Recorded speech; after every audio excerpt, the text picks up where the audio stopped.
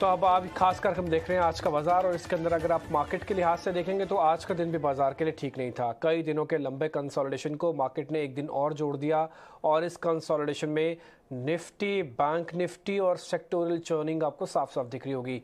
हालांकि इन दोनों के मुकाबले भी बैंक निफ्टी थोड़ा ज़्यादा कमज़ोर है। आप ये परसेंटेज से भी चेक कर सकते हैं, और अगर आप लेवल के हिसाब से देखेंगे तब भी आपको बैंक निफ्टी ज़्यादा कमज़ोर दिखेगा। कुल मिला के एडजस्टमेंट्स के बाद निफ्टी के अंदर 17 पॉइंट की गिरावट है। ये 17,800 के ऊपर तो क्लोज करके गया, लेकिन 3 दिन में इसने 3 लेवल्स को ब्रेक किया। पहला 950 का, फिर 900 का, अब ये 800 के ऊपर आके इसने क्लोजिंग दी है। निफ्टी बैंक आप देख पा रहे होंगे 28 पॉइंट के नुकसान है, 40,500 के ऊपर लेकिन 41,000 के नीचे। ये एक दायरा है जिसके अंदर मार्केट के अंदर बैंक निफ्टी ने भी आज क्लोजिंग दी है।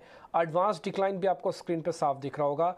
सुबह एडवांस डिक्लाइन ठीक था, 1000 शेयरों के मुकाबले 400 शेयर, 300 शेयर ही सामने खड़े थे, लेकिन बाजार बंद होते होते ये 12 शेयरों के मुकाबले यानी कि 1200 शेयरों में गिरावट आ गई, और सिर्फ 800 शेयर किसी तरह से हरे निशान में जाके बंद हुए। इससे आपको ओवरऑल ये पता लग जाएगा कि बाजार के अंदर ज़्यादातर हिस्सा आज कमजोरी का फिर से शिकार हुआ है।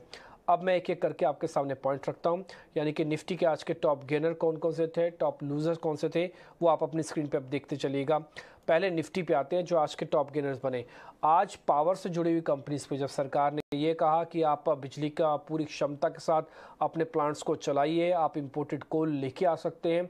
दो बड़ी एक्सचेंजेस, एक तो इंडिया एनर्जी एक्सचेंज, वो आज 4% ऊपर, और जो प्रोड्यूस करने वाला देश की सबसे बड़ी कंपनी है एनटीपीसी, आज दोनों चले। इसका मतलब ये नहीं कि टाटा पावर और अदानी गैस और जेएसडब्ल्यू एनर्जी नहीं थे, वो भी आज पार्टिसिपेट कर रहे थे, लेकिन इन दोनों के पार्टिसिपेशन दमदार था, इसलिए दो निफ्टी का दोनों स्ट्रॉन्ग कैंडिडेट बने। टाटा स्टील के अंदर भी तेज़ी आई, ब्रिटानिया के अंदर भी तेज़ी चल रही है, और एफएमसीजी मार्केट का हेज वाला जो रोल है वो बहुत अच्छे से अपनाता हुआ दिख रहा है। निफ्टी में आज जो तेज़ी वाले शेयर्स अपनी स्क्रीन पर देख पा रहे थे, उसमें रिलायंस इंडस्ट्रीज़ का योगदान भी काफ़ी है। अगर आज रिलायंस नहीं होता तो आज आपकी क्लोजिंग 17,800 के नीचे होती। टाटा कंज्यूमर्स भी एफएमसीजी के अंदर एक अच्छा प्ले आपको देने में कामयाब हुआ है। पावर ग्रिड को भी आप उसी पावर वाली कंपनीज के साथ जोड़ सकते हैं। तो फिर बाजार को कमज़ोर किसने किया? ये आपकी स्क्रीन पर वो सारे सेक्टर्स आ रहे हैं जिन्होंने आज बाजार को कमज़ोर किया। इसमें सबसे ऊपर सरकारी बैंक है, इसके अलावा अडानी एंटरप्राइजेस, अपोलो हॉस्पिटल, ये कुछ एक शेयर्स थे, कोल इंडिया शेयर्स था, बजाज ऑटो शेयर्स था, टाटा मोटर्स था, जो कि आज निफ्टी के टॉप लूजर्स भी बने हैं। मैं छोटे मझोले शेयर्स भी एक बार आपको दिखा देता हूँ, वहाँ की सिचुएशन क्या थी। आज Zensar Technology, Shilpa Medicare, Ratnamani Metals, Symphony, IRB, ये कुछ वो शेयर्स थे जिनकी क्लोजिंग आज काफ़ी शानदार होती हुई दिखी है। ये छोटे मझोले शेयर्स की कैटेगरी है, और जहाँ पे कमज़ोरी थी उसमें सरकारी बैंकों का आज बोलबाला ज़्यादा था। उसमें आज टूट गया बैंक ऑफ इंडिया, टूटा यूको बैंक, और यूनियन बैंक के अंदर भी आज नुकसान काफ़ी देखने को मिला। दो शेयर जिनका आज का साल का हाई टेस्ट किया वो था सेरा और सेरा सैनिटरीवेयर, और साथ ही सीमेंस, ये काफ़ी इंटरेस्टिंग प्ले थे। और अडानी ग्रुप के जो कैश वाले शेयर हैं जैसे कि ग्रीन्स, ट्रांस और टोटल गैस, इनमें लोअर सर्किट बरकरार हैं, और इन्होंने साल का लो भी टेस्ट किया है। तो कुल मिला के मार्केट के अंदर आज फिर से रेंज 17,800 किसी तरह से बच गया, लेकिन मार्केट की रिदम आज भी काफ़ी ख़राब देखने को मिली। अब हम आज के मार्केट के मेहमानों से जुड़ते हैं और ज़रा समझते हैं कि उनका व्यू पॉइंट क्या है। सुबह राजेश सहगल से हमारी बातचीत हो रही थी, हमने उनसे अलग अलग क्वेश्चंस पूछे, इंडेक्स को लेकर, वेटेज वाले स्टॉक्स को लेकर, सेक्टोरल चर्निंग को लेकर। एक बार सुन लेते हैं वो क्या कह रहे हैं। आईटी सेक्टर जो है वो बहुत ही वेल पोजीशन है इस रैली में, और ग्लोबली जो हो रहा है आई थिंक उस सब का जो प्रभाव, जो असर इंडियन आईटी के ऊपर हो रहा है वो ज्यादातर पॉजिटिव है। ऑफ कोर्स एक बैलेंस है, नेगेटिव फैक्टर्स भी हैं, लेकिन मोर और लेस पॉजिटिव है। तो आईटी सेक्टर पे आई थिंक अगले एटलीस्ट 1-2 साल तक अपना ध्यान बनाए रखिए। आईटी सेक्टर सबके पोर्टफोलियो में एक ज्यादा वेटेज में होना ही चाहिए। तो वेरी पॉजिटिव। और जैसे कि आपने कमेंट्री की कि लार्ज कैप जो बड़ी कंपनीज हैं उनमें थोड़ा ऊपर नीचे दिख रहा है, बट छोटी mid cap small cap companies में काफी एक्शन है। तो मैं ये, अगर आप अर्निंग्स देखें, स्टॉक प्राइस मूवमेंट्स तो ठीक है ऊपर नीचे होती हैं, बट अर्निंग्स देखें और कंपनी का ऑपरेशंस देखें, ग्रोथ देखें, तो लार्ज कैप कंपनीज ने भी बहुत अच्छे नंबर्स दिखाए हैं रेवेन्यू ग्रोथ के तौर पर। और जब जब भी आईटी कंपनीज की बात होती है तो करेंसी थोड़ी इंपॉर्टेंट हो जाती है। करेंसी के बारे में समझना, यूएस डॉलर करेंसी और इंडियन रुपी जो मूवमेंट है, तो आई थिंक उसमें देखा जाएगा तो इन्फ्लेशन जो है अभी इंडिया और यूएस दोनों में तकरीबन सिमिलर हो गया है, 6.5% के आसपास। तो करेंसी में ज्यादा मूवमेंट यहाँ से नहीं आना चाहिए। ये आईटी कंपनीज के लिए काफी स्टेबल रहेगा और बिजनेस गेन करने के लिए यूएस में।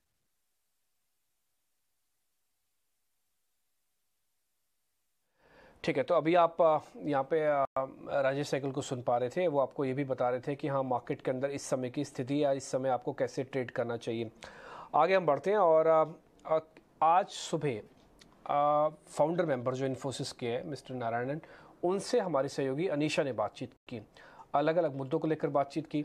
इस समय सेक्टोरियल जब चर्निंग हो रही है तो सबका मानना है कि आईटी कंपनीज अच्छा चल सकते हैं, लेकिन सामने यूएस की इकॉनमी और भारत की इकॉनमी दोनों खड़ी हुई हैं। उसको लेकर उनका क्या कहना था, एक बार वो भी सुन लेते हैं। I realized that our charter has to be create a large number of jobs for our people. And I also realized that services sector is the one that will continue to flourish for a long time. Whereas products may come, they may go quickly, because how many products out of thousands that have come to the market have sustained. On the other hand, look at how TCS has grown, look at how Infosys has grown since 2017. I think, therefore, I said we Indians should focus on services for a very important reason. First of all, no matter what systems a corporation in a developed country has installed, it needs to be modified, it needs to be enhanced to keep pace with changes in technology and changes in business practices. Therefore, there's always a revenue stream. Second, even if you have a product that's very popular, you need to build a layer of customization around it. SAP is a classical example. For every dollar of license revenue, probably there were $2 of services revenue.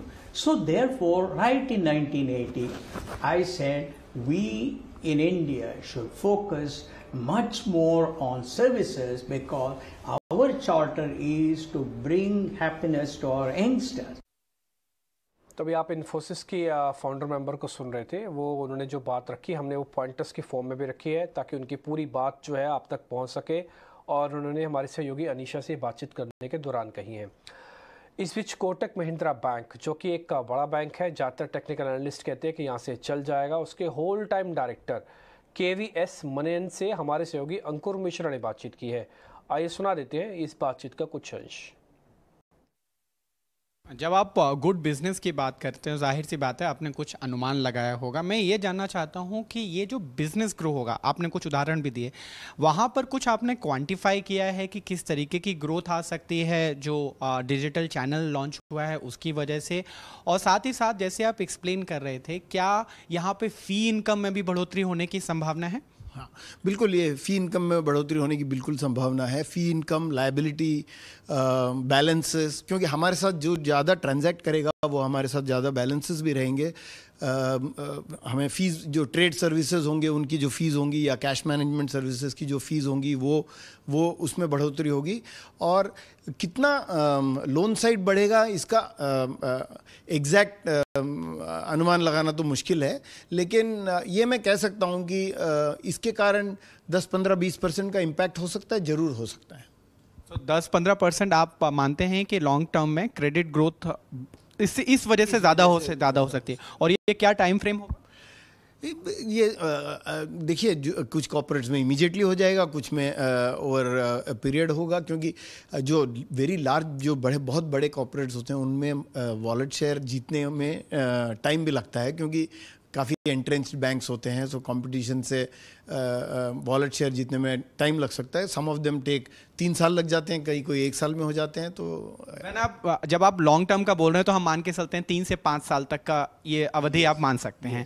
आखिरी सवाल मेरा रहेगा, एक बड़ा ही Kotak Mahindra bank चर्चा में रहा है क्योंकि जिस तरीके से मैनेज हुआ है उदय कोटक जी से, अब उसके बाद अब ट्रांजिशन का फेस आने वाला है, वहाँ पर हम कहाँ पर खड़े हुए हैं? क्या हम केवीएस मनियन को भी अगला एमडी और सीईओ देख सकते हैं? देखिए, इस पे मैं टिप्पणी ज़्यादा नहीं करना चाहूँगा। ये बोर्ड और एनआरसी का डिसीजन रहेगा। एट एन अप्रोप्रिएट टाइम, सही वक्त पे वो ज़रूर इस पे Kotak bank will make an official statement. अभी मेरे लिए कुछ इससे ज़्यादा कहना मुश्किल होगा इसमें। ठीक है, तो एक कोटक बैंक की आप चर्चा को सुन पा रहे थे, हमारे सहयोगी अंकुर मिश्रा ने उससे बातचीत की है। अब बात करते हैं देश की रेलवे की, लेकिन रेलवे में माल भाड़े को लेकर एक अहम खबर समीर के हाथ लगी है कि सरकार ये सोच रही है कि माल भाड़े को थोड़ा कम किया जाए। इसकी वजह क्या है? सरकार ऐसा क्यों सोच रही है कि माल भाड़े को कम किया जाए? ये समीर से ही समझते हैं। समीर हमारे साथ जुड़ रहे हैं, वो आपको बताएंगे इस खबर का पूरा ब्यौरा। समीर, बताएं आप। भारतीय रेलवे अपनी महत्वाकांक्षी मिशन यानी कि मिशन 2025 को हासिल करने की दिशा में एक के बाद एक तेजी से कदम बढ़ा रही है। मिशन ये है कि 2025 तक 3000 मैट्रिक टन का फ्रेट मूवमेंट रेलवे कर पाए, उससे उसकी आमदनी भी बढ़ पाए। यही वजह है कि रेलवे या यूं कहे सरकार खुद इंडस्ट्री तक पहुंच रही है। इसी दिशा में रेल मंत्री अश्विनी वैष्णव ने सीमेंट मैन्युफैक्चरर्स, सीमेंट इंडस्ट्री के जो तमाम प्लेयर्स हैं उनके साथ एक अहम बैठक करी और सीधा संदेश ये था कि आप एक एश्योर्ड रेलवे के साथ में लॉन्ग टर्म कॉन्ट्रैक्ट अगर आप करते हैं तो आपकी जितनी भी समस्याएं हैं, दिक्कतें हैं, उसको दूर करने का दावा यहाँ पर रेलवे की तरफ से किया गया है। रेलवे जिस तरीके से मिशन 2025 यानी कि साल 2025 तक 3000 मैट्रिक टन का फ्रेट मूवमेंट करना चाहती है, उसमें सीमेंट एक अहम भूमिका निभाएगा।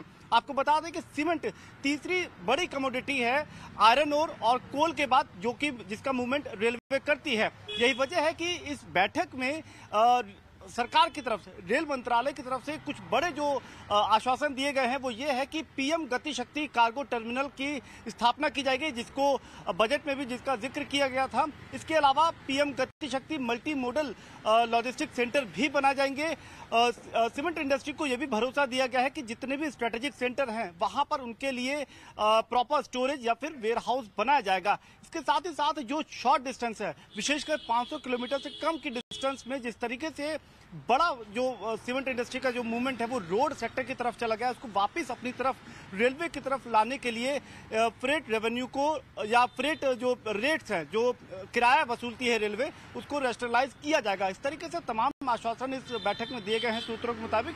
लेकिन एक बात साफ कर दिया है सरकार ने कि अगर लॉन्ग टर्म इंडस्ट्री रेलवे के साथ आती है तो उनके तमाम जो भी शिकायतें हैं, दिक्कतें हैं, उनको वो दूर करेगी। ठीक है, तो ये समीर आपको पूरी जानकारी देते हुए कि सरकार अपना एक टारगेट पूरा करना चाहती है, इसमें फ्रेट को बढ़ाएगी, उसके लिए थोड़े दाम कम करने पड़ेंगे, जो टिपिकली जैसे प्राइवेट कंपनीज करती हैं वैसे सरकार की रेलवे भी ऐसा कर सकती है। फिलहाल इस बुलेटिन से इतना ही। नमस्कार।